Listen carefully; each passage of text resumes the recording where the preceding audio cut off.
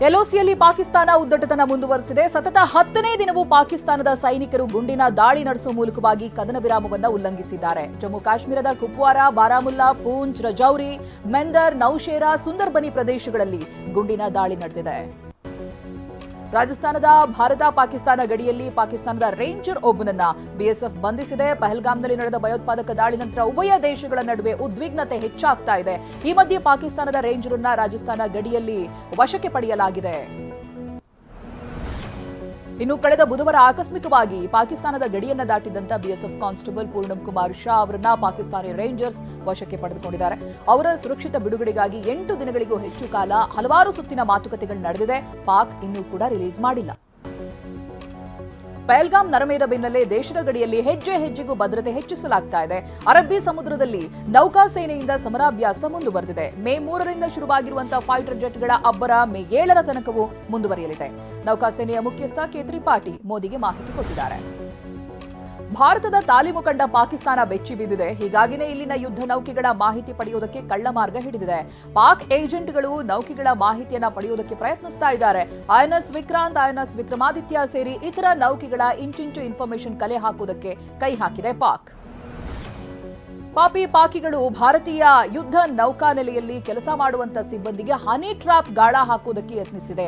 Honey trap ಮೂಲಕ ಯುದ್ಧ ನೌಕೆಗಳ ಮಾಹಿತಿಯನ್ನ ಸಂಗ್ರಹ ಮಾಡುವಂತ ಕುತಂತ್ರ ಹೂಡಿತ್ತು.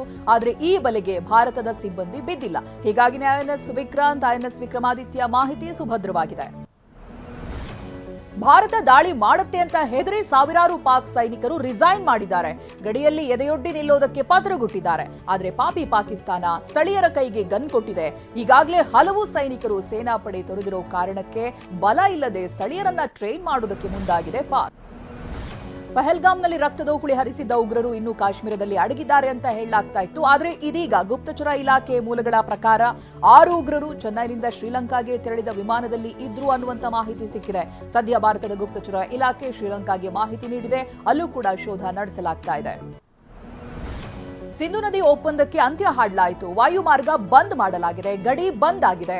ಪಾಕಿಸ್ತಾನದ ಪ್ರಜೆಗಳನ್ನ ವಾಪಸ್ ಅವರ ದೇಶಕ್ಕೆ ಅಟ್ಟಲಾಗಿದೆ. ಇಷ್ಟಾದರೂ ಕುತಂತ್ರಿ ಪಾಕಿಸ್ತಾನಕ್ಕೆ ಬುದ್ಧಿ ಬಂದಿಲ್ಲ. ಪರಿಸ್ಥಿತಿ ಹೀಗಿರುವಾಗಲೇ ಭಾರತ ಪಾಕಿಸ್ತಾನಕ್ಕೆ ಸಾಲು ಸಾಲು ಆಘಾತವನ್ನೇ ನೀಡಿದೆ. ಪಹಲ್ಗಾಮ್ ಉಗ್ರರ ದಾಳಿ ಬಳಿಕ ಪಾಕಿಸ್ತಾನದ ವಿರುದ್ಧ ಭಾರತ ಹಲವು ರಾಜತಾಂತ್ರಿಕ ನಿರ್ಧಾರಗಳನ್ನು ತೆಗೆದುಕೊಳ್ತಾ ಇದೆ. ಈಗ ಪಾಕಿಸ್ತಾನದ ಎಲ್ಲಾ ರೀತಿಯ ವಸ್ತುಗಳ ಆಮದಿಗೆ ಮತ್ತೆ ರಫ್ತಿಗೆ ನಿರ್ಬಂಧವನ್ನು ವಿಧಿಸಿದೆ. ರಾಷ್ಟ್ರೀಯ ಭದ್ರತೆ ಹಾಗೆ ಸಾರ್ವಜನಿಕ ನೀತಿಯ ಹಿತದೃಷ್ಟಿಯಿಂದ ಈ ನಿರ್ಬಂಧ ಹೇರಲಾಗಿದೆ. ಭಯೋತ್ಪಾದಕ ಪೋಷಕ ಪಾಕಿಸ್ತಾನಕ್ಕೆ ಡಬಲ್ ಶಾಕ್ ಎದುರಾಗಿದೆ.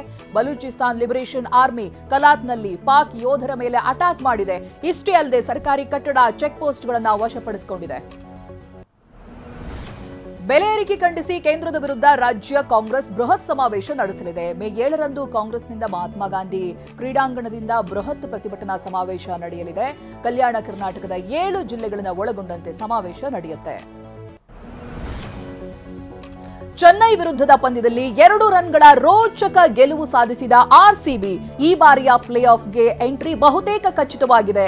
ಚೆನ್ನೈ ಮಕಾಡೆ ಮಲಗಿಸಿರುವಂತಹ ಆರ್ಸಿಬಿ ಪಾಯಿಂಟ್ಸ್ ಟೇಬಲ್ನಲ್ಲಿ ನಂಬರ್ 1 ಆಗಿದೆ. 16 ಅಂಕಗಳನ್ನು ಗಳಿಸಿರುವಂತಹ ಆರ್ಸಿಬಿ ಈ ಬಾರಿಯ ಪ್ಲೇ ಆಫ್ಗೇರಿದ ಮೊದಲ ತಂಡವಾಗಿದೆ. ಚೆನ್ನೈ ವಿರುದ್ಧ ಪಂದ್ಯದಲ್ಲಿ ಕೇವಲ 14 ಬಾಲ್ನಲ್ಲಿ ಅರ್ಧ ಶತಕ ಸಿಡಿಸಿದ ರೋಮ್ರಿಯೋ ಶೆಫರ್ಡ್ ಇತಿಹಾಸವನ್ನ ನಿರ್ಮಿಸಿದ್ದಾರೆ. ಈ ಮೂಲಕ ಐಪಿಎಲ್ನಲ್ಲಿ ವೇಗವಾಗಿ ಅರ್ಧ ಶತಕ ಸಿಡಿಸಿದ 2ನೇ ಆಟಗಾರ ಅನ್ನುವಂಥ ಖ್ಯಾತಿಗೆ ಶೆಫರ್ಡ್ ಪಾತ್ರರಾಗಿದ್ದಾರೆ. ಶೆಫರ್ಡ್ ಪಂದ್ಯಶ್ರೇಷ್ಠ ಪ್ರಶಸ್ತಿ ಪಡೆದು ಮಿಂಚಿದ್ರು.